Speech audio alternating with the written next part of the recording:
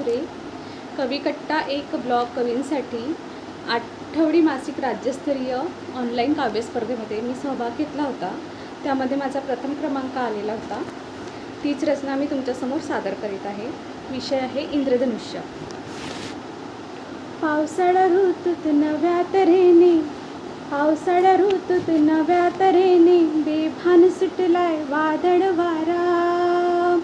पावसाळा ऋतूत नव्या तऱ्हेने बेभान सुटलाय वादळ वारा.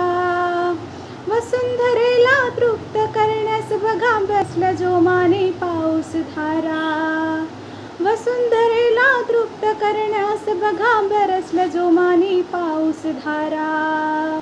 नीलनभी सप्तरंगाची कमान, नीलनभी सप्तरंगाची कमान घेऊन आला देखणा इंद्रधनुष्य.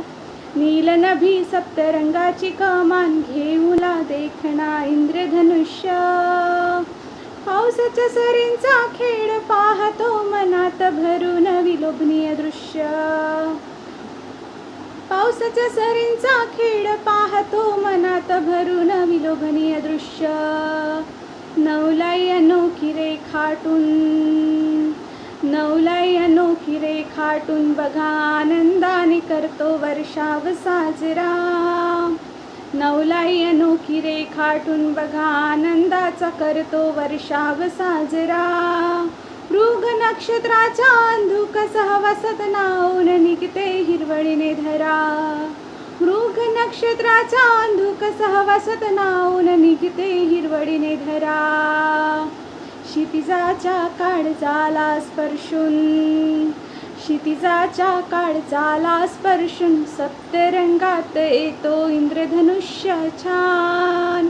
क्षितिजाच्या काळजाला स्पर्शून सप्तरंगात येतो इंद्रधनुष्य छान.